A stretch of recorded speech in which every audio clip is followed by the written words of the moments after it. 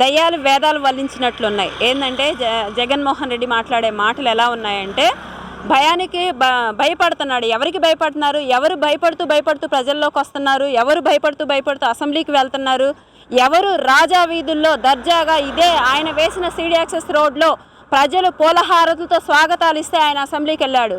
అది ధైర్యం అంటే అది ప్రజానాయకుడి లక్షణం. అంతేగాని మెడలో నల్ల కండువా వేసినంత మాత్రాన నువ్వేదో సేవ్ డెమోక్రసీ అని చెప్తున్నాడు. నిజంగా దయ్యాలు వేదాలు వలించడం అంటే ఇదే. ఎందుకంటే గతంలో 5 సంవత్సరాలు పరిపాలించింది జగన్మోహన్ రెడ్డి, నువ్వే. ఆ రోజు నీకు కనిపించలేదా డెమోక్రసీ అంటే ఏంటనేది? ప్రజావేది కూల్చావు కదా, ఆ రోజు కనిపించలేదా? పార్టీ ఆఫీస్ పగలగొట్టావు కదా, ఆ రోజు ప్రజాస్వామ్యం కనిపించలేదా? లేదంటే డ్రైవర్ని నీ సొంత ఎమ్మెల్సీ అనంతబాబు డ్రైవర్ని చంపి డోర్ డెలివరీ చేశారు, అలాంటి వాడిని పూలతో స్వాగతాలు పలికించావు. ఆ రోజు కనిపించలేదా నీకు ప్రజాస్వామ్యం ఖూనీ అవుతుంది, ప్రజలు ఇబ్బందుల్లో ఉన్నారు అని?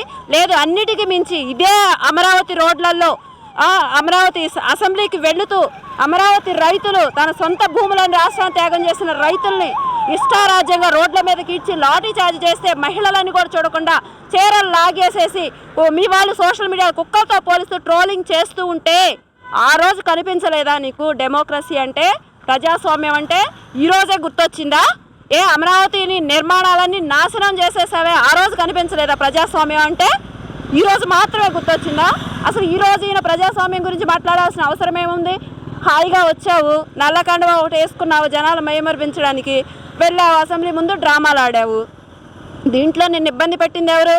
ఇంకా మేము టీడీపీ అనేది క్రమశిక్షణకు మారు పేరు కాబట్టి, మా పార్టీ అధినాయకుడు చంద్రబాబు నాయుడు గారు ఇచ్చిన క్రమశిక్షణకు మేము లోబడి ఉంటాం కాబట్టి, నువ్వు ఒక రౌడీ రాజ్యాన్ని తలపించిన నువ్వు, గుండా రాజ్యం తలపించిన నువ్వు, రాష్ట్రాలనే అరాచక పాలన విచ్చలవిడిగా చూపించి రాష్ట్రాలు భయభ్రాంతులకు గురి చేసి రాష్ట్ర ప్రజల్ని రాష్ట్ర భవిష్యత్ అధపాతాలను తొక్కిన నువ్వు రోడ్డు మీద వెళ్తుంటే కనీసం మేము మిమ్మల్ని నడవనిస్తున్నాం రోడ్ల మీద, దానికి సంతోషపడు. ఇది మా తెలుగుదేశం కార్యకర్తలకు ఉన్నటువంటి క్రమశిక్షణకు నిదర్శనం. మేము బాబు గారు మొదటి నుండి చెప్తున్నారు, మేము చట్ట ప్రకారంగానే ఏదైనా చేస్తామని. మీలాగా అరాచకంగా అక్రమంగా చేసేవాళ్ళం కాదు కాబట్టి ఈరోజు నువ్వు 11 మంది ఎమ్మెల్యేలు నీకు ఇచ్చారు. సిగ్గుండాలి ఇంకా నువ్వు మాట్లాడాలంటే. ఇంకా ప్రజాస్వామ్యం గురించి మాట్లాడతారు. ప్రజాస్వామ్యం అనేది, ప్రజాస్వామ్య పరిరక్షణ అనేది కూటమి ప్రభుత్వంతోనే, అది బాబు గారితోనే సాధ్యమని చెప్పి ప్రజలు నమ్మారు కాబట్టి చంద్రబాబు నాయుడు గారిని ఆ సీట్లో కూర్చోబెట్టారు. ప్రజాస్వామ్యం అనేది కూని అయిపోయింది కాబట్టే నిన్ను ఇంటికి పంపించారు. ఇది తెలుసుకో ముందు, అంతేగాని నువ్వేదో నల్ల కండవా ధరించినంత మాత్రాన ప్రజలు నిన్ను నమ్ముతారని అనుకోవద్దు. ముఖ్యంగా ఇదే ప్రెస్ మీట్లో ఆయన మాట్లాడుతూ రాష్ట్రంలో గత 40 రోజుల నుంచి కూడా అరాచక పాలన సాగుతుందని, శాంతి భద్రతలు పూర్తిగా క్షీణించిపోయాయని చెప్పేసి కూడా ఆయన పెద్ద ఎత్తున ఆరోపణలు చేస్తూ ఉన్నారు. దీన్ని ఏ విధంగా చూడొచ్చు అంటారు? ఈరోజు ఆయన పక్కన ఉన్న వాళ్ళు ఎవరు? పేకలు కోసిన వాళ్ళు, శిరోముండనాలు చేసిన వాళ్ళు, బాబాయిని గొడ్డల పోట్లు వేసిన వాళ్ళు, డ్రైవర్లను చంపి డోర్ డెలివరీలు చేసిన వాళ్ళు, మా మహిళలు రోడ్ల మీద కీడ్పించిన వాళ్ళు, వీళ్ళని పక్కన పెట్టుకొని నువ్వు ఇంకా అరాచకం గురించి మాట్లాడుతున్నావు. చెప్పుకుంటే సిగ్గుచేటు నీ గురించి. ఇంకా నువ్వు చెప్పే మాటలు ప్రజలు నమ్ముతారని చెప్పి విశ్వ ప్రయత్నాలు చేస్తున్నట్టున్నావు. అవన్నీ చాలించు. ఇకపోతే అరాచక పరిపాలన గురించి మీ నోటి నుండి మాట్లాడడం అనేది నిజానికి అదేదో అంటారు కదా, దయ్యాలు వేదాలు వల్లిస్తున్నాయని, అలాగ అనిపిస్తుంది. కరెక్ట్గా సెట్ అవుతుంది జగన్మోహన్ రెడ్డికి ఇది. ఎందుకంటే అరాచకాన్ని పెంచి పోషించింది నువ్వు. అసలు నువ్వు ఇన్ని అరాచకాల గురించి వీటి గురించి మాట్లాడే ముందు ఎవరో వాళ్ళ కార్యకర్తల్ని వాళ్ళకు సొంత ప్రాబ్లంతో వాళ్ళే కొట్టుకొని చనిపోతే దాని గురించి ఢిల్లీకి పోయి ఈయన ధర్నా చేస్తున్నా అంటున్నాడు. మీ సొంత చెల్లి ఏదో క్వశ్చన్ అడుగుతుంది నిన్ను, దానికి సమాధానం చెప్పు. నీ సొంత బాబాయిని చంపితే మరి ఢిల్లీలో చేయలేదే? అక్కడ చేయాలి కదా, మరి ఎందుకు చేయలేదు? ఎవరో కార్యకర్తల గురించి వాళ్ళ సొంత ప్రాబ్లమ్స్ గురించి దాని శవరాజకీయం ఢిల్లీ వీధుల్లో చేయడానికి సిద్ధపడ్డావే. అయినా ఢిల్లీ వీధుల్లో నీ స్వార్థ ప్రయోజనాల కోసం, నీ అక్రమ కేసుల కోసం మా తెలుగు వాళ్ళ ఆత్మాభిమానం ఢిల్లీ వీధుల్లో తాకట్టు పెట్టినటువంటి వాడివి. ఈరోజు ఢిల్లీలో ధర్నాలు చేయటం అనేది పెద్ద విచిత్రమేం కాదు. అది చేసే ముందు నీ సొంత బాబాయి విషయంలో నువ్వెందుకు చేయలేదో ప్రజలకు సమాధానం చెప్పు. లేదంటే మీ చెల్లికైనా చెప్పు కనీసం సమాధానం. అంతేగాని నోటికి ఏవొస్తే అవి మాట్లాడుకుంటూ ఎక్కడ శవం దొరికితే అక్కడ పేలాలు ఏరుకుందాం అన్నట్టు పోయి నువ్వు చంద్రబాబు నాయుడు గారి మీద లేదంటే కూటమి ప్రభుత్వం మీద విమర్శలు చేయాలనుకుంటే ప్రజలు చూస్తూ ఆల్రెడీ మీకు సమాధానం చెప్పారు. దానికి లోబడి మీరు మీ బాధ్యత నిర్వర్తించుకోండి. అంతేగాని ఇష్టరాజ్యంగా ప్రవర్తిస్తాము అంటే ప్రజలు ఇంకోలాగా స్పందించాల్సి వచ్చింది. మేడం, ముఖ్యంగా ఇదే తరుణంలో జగన్మోహన్ రెడ్డి గారు మాట్లాడుతూ గత 5 ఏళ్ళు కూడా మేము దాడులను కానీ, అరాచకాలను కానీ, హింసాకాండలను కానీ ఎప్పుడు కూడా ప్రోత్సహించింది లేదు అని చెప్తా ఉన్నారు. ముఖ్యంగా పార్టీ కాకపోయినా సరే మేము సంక్షేమ కార్యక్రమాలు అందించాం అందరికీనని చెప్పేసి ఆయన ప్రచారం చేస్తున్న పరిస్థితి ఎలా చూడొచ్చు అంటారు? సంక్షేమ పథకాలు అందించామని ఆయన చెప్తున్నాడు, కానీ ప్రజలందరూ ఏంటంటే మా కార్డులు పీకేశారు, మాకు అమ్మఒడి ఇవ్వట్లేదు, లేదంటే మాకు కరెంటు బిల్లు ఎంత వస్తుంది, మాకున్న ఆర్థిక పరిస్థితి కట్టుకోలేకపోతున్నాము, ఇలాంటి మాటలు విన్నాక సంక్షేమ పథకాలు మాకు అందినాయి, మేము హ్యాపీగా ఉన్నాం అన్న వాళ్ళైతే మీకు ఓట్లేసి గెలిపించేవాళ్ళు కదా.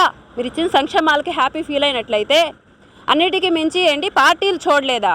అరాచకాల గురించి మాట్లాడతారా? నేను చంద్రబాబు నాయుడు గారు అరెస్ట్ అయిన రోజు ఒక దళిత మహిళని కూడా చూడకుండా నడి రోడ్డు మీద మీ వైకాపా అనుచర పోలీసులు, వైకాపా డ్రెస్ వేసుకోకుండా కాకి డ్రెస్ వేసుకున్నటువంటి పోలీసు వాళ్ళు నన్ను లాఠీలతో కొట్టారు.